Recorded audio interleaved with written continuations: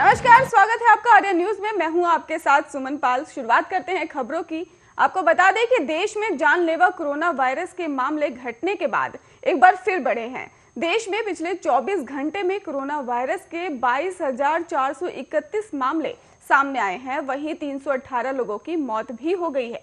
स्वास्थ्य मंत्रालय की ओर से जारी ताजा आंकड़ों के मुताबिक देश में कल 24,602 लोग ठीक हुए हैं और जिसके बाद एक्टिव केस अगर घट के बात की जाए तो 2,44,159 जो हैं वो हो गए हैं। और आंकड़ों के मुताबिक देश में अब तक कोरोना के 3,38,94,312 मामले आ चुके हैं, जिनमें आपको बता दें कि अब तक कोरोना से 4,49,556 लोगों की मौत हो गई है। देश में अब तक 3,32,02,98 लोगों की ठीक होने की भी जानकारी है। इतना ही नहीं, आपको बता दें कि केंद्रीय स्वास्थ्य मंत्रालय ने बताया कि देश में वैक्सीनेशन का आंकड़ा 92 करोड़ के पार हो गया है और कल रात वायरस वैक्सीन की 43,09,525 डोज दी गई है, जिसके बाद वैक्सीन के डोज का आंकड़ा बढ़कर अब 52,53,00,000 और 58,608 हो गया है। वहीं अगर ICMR ने बताया कि भारत में कल कोरोना वायरस के 14,31,819 सैंपल टेस्ट किए गए, जिसके बाद कल तक कुल 57,86,00,000 कई सैंपल टेस्ट हो चुके हैं। आपको ये भी बता दें कि देश में सभी राज्यों की तुलना में दक्षिण राज्य केरल में कोरोना के सबसे ज्यादा मामले दर्ज किए जा रहे हैं। केरल में पिछले 24 घंटों में कोरोना वायरस के 12,616 नए मामले सामने आए हैं। वहीं 134 लोगों की मौत हो गई है।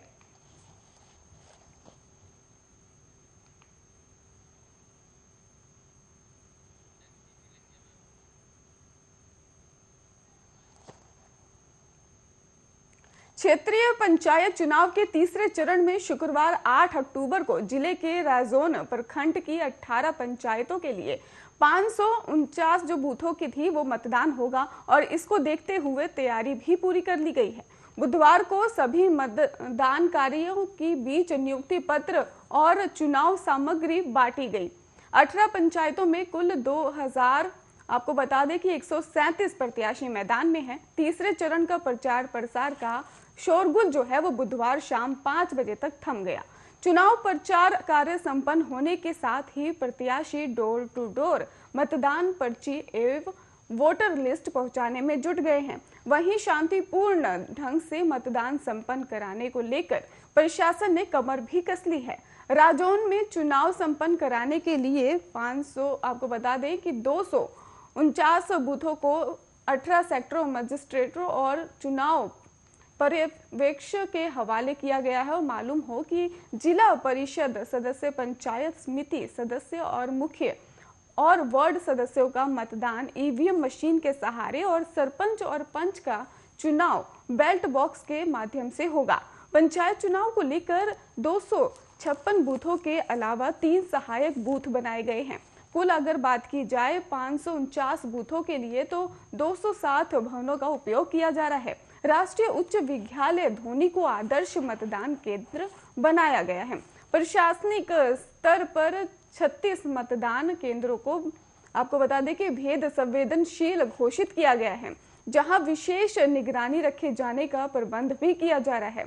साथ ही अल्पसंख्यक महिलाओं की पहचान के लिए 15 प्रदर्शन मतदान केंद्र भी बनाए गए हैं।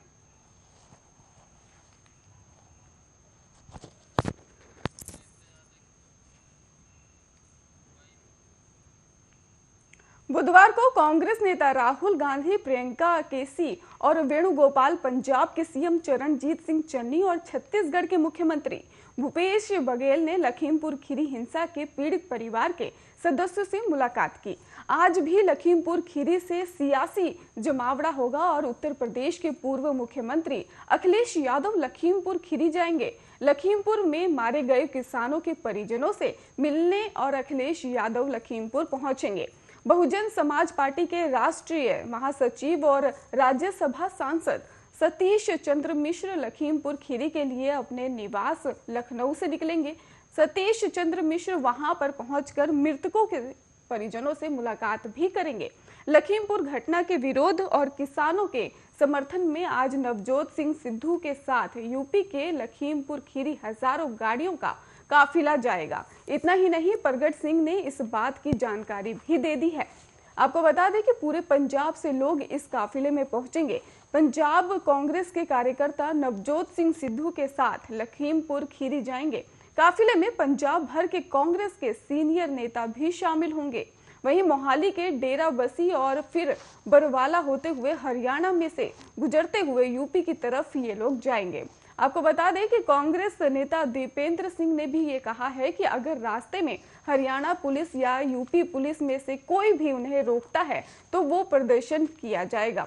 इसके साथ ही उन्होंने कहा कि किसानों के समर्थन में और कांग्रेस के बड़े नेताओं की गिरफ्तारी के विरोध में आज हरियाणा कांग्रेस के बड़े नेता पानीपत से लखीमपुर खीरी जाएंगे।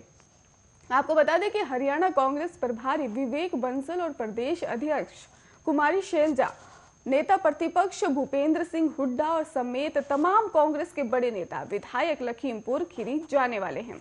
इतना ही नहीं, उत्तराखंड के पूर्व सीएम हरीश रावत ने यह भी कहा है कि 1000 गाड़ियों से पार्टी नेता और कार्यकर्ता आज रामनगर से हिंसा प्रभावित लखीमपुर जाएंगे।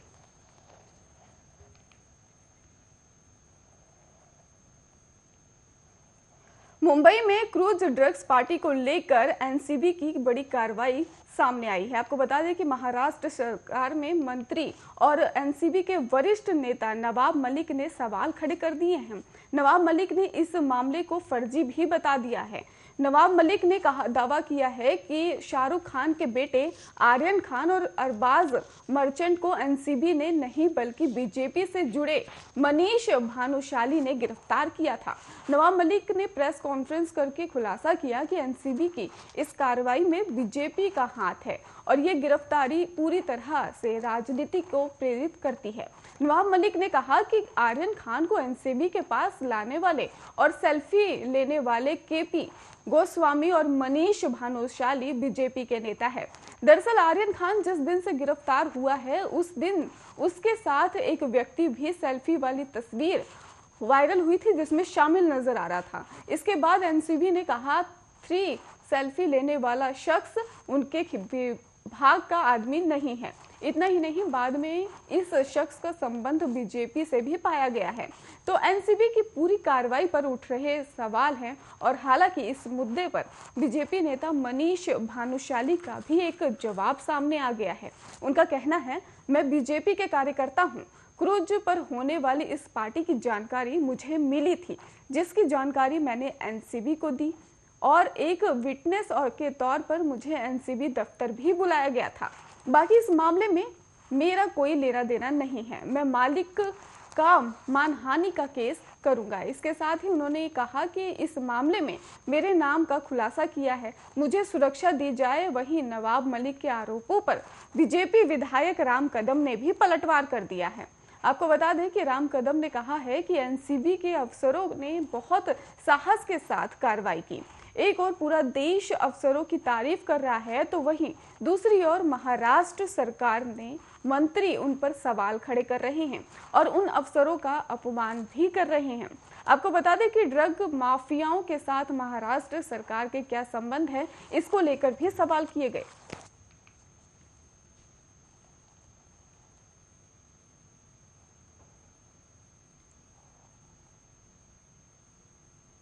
बॉलीवुड अभिनेता शाहरुख खान के बेटे आर्यन खान से जुड़े क्रूज ड्रग्स केस आज 8 लोगों को अदालत में पेश होना है। आज कोर्ट इस मामले में तय करेगा कि आर्यन खान समेत इन लोगों को बेल मिलेगी या नहीं।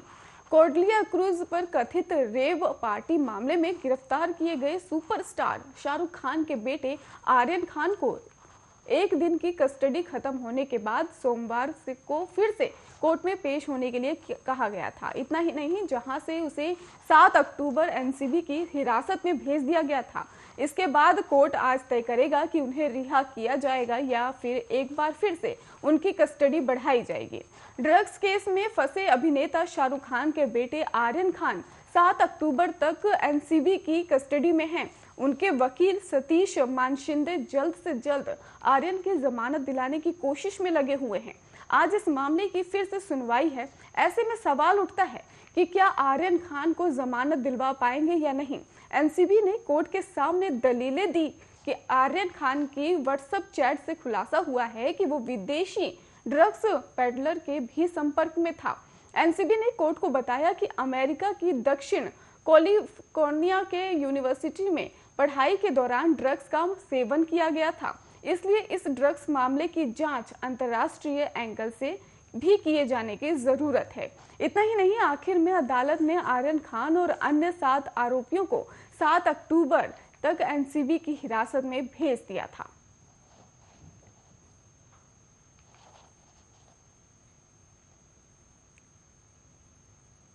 यूपी के बाराबंकी जिले में भीषण सड़क हादसा हुआ है। यहां डबल टैकर और बस और ट्रक पे जोरदार टक्कर भी हो गई है। आपको बता दें कि टक्कर इतनी जबरदस्त थी कि 9 लोगों की मौत भी बताई जा रही है। इसके अलावा हादसे में 50 से ज्यादा लोग घायल भी हो गए हैं।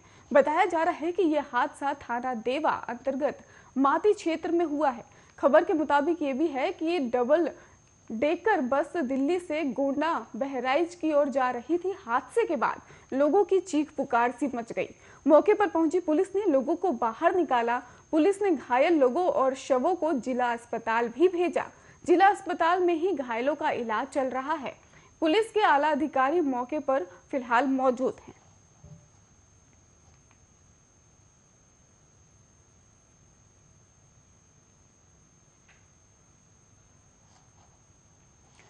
सरकारी तेल कंपनियों ने लगातार तीसरे दिन पेट्रोल डीजल की कीमतों में इजाफा कर दिया है। देश की राजधानी समेत सभी महानगरों के लोगों को आज गाड़ी की टंकी फुल कराने के लिए ज्यादा पैसे खर्च करने होंगे। लोकल की वेबसाइट के मुताबिक आज पेट्रोल की कीमत में 30 पैसे और डीजल की कीमतों में 35 पैसे प्रति लीटर का इजाफा हुआ है। इस इजाफे के बाद देश की राजधानी दिल्ली में 1 लीटर पेट्रोल का भाव जो है वो 103.24 रुपए और डीजल का भाव 91.77 रुपए हो गया है। दुनिया भर में तेजी से बढ़ रहे कच्चे तेल की मांग की वजह से पेट्रोल डीजल की कीमतों में भी तेजी देखने को मिल रही है। कच्चे तेल की मांग में जिस तरह से तेजी आ रही है उस हिसाब से उत्पादन नहीं हो रहा है। हाल ही में ओपेक देशों की अगर बैठक हुई थी जिसमें हर दिन सिर्फ 4 लाख बैरल उत्पादन बढ़ाने की मांग की गई थी। इसी बीच कच्चे तेल की कीमतें बढ़ रही हैं और जब भी दुनिया भर में कच्चे तेल के दाम बढ़ते हैं और घरेलू बाजार में पेट्रोल डीजल की कीमतों में तेजी आना सामान्य बात है। ब्रांड क्रूड को 82.38 डॉलर पर बंद हुआ था। देश के 26 राज्य में पेट्रोल डीजल का भाव 100 रुपए के पार है। जम्मू कश्मीर, आंध्र प्रदेश, बिहार, महाराष्ट्र, कर्नाटक, मणिपुर, नागालैंड, मध्य प्रदेश और छत्तीसगढ़, दिल्ली और नागालैंड, पुडुचेरी, तेलंगाना, पंजाब, सिक्किम, उड़ीसा, केरल, तमिलनाडु और पश्चिम बंगाल, त्रिपुरा और राजस्थान के सभी जिलों में पेट्रोल का भाव 100 रुपए प्रति लीटर के पार है। दिल्ली में पेट्रोल का भाव 103.24 रुपए जबकि डीजल का दाम 91.77 रुपए प्रति लीटर है। मुंबई में पेट्रोल की कीमत 109.25 रुपए और डीजल की कीमत 99.25 रुपए प्रति लीटर है। वहीं कोलकाता की अगर बात कर लें तो कोलकाता में भी पेट्रोल का दाम 103.94 रुपए जबकि डीजल का दाम आपको बता दें कि 94.88 रुपए लीटर है। चेन्नई में भी पेट्रोल 100.75 रुपए लीटर है तो डीजल 96.26 रुपए लीटर है।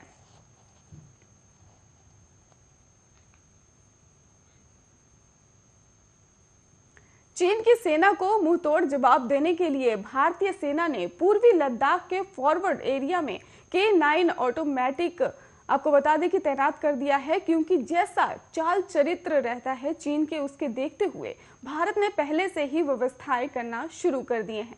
देखिए खास रिपोर्ट।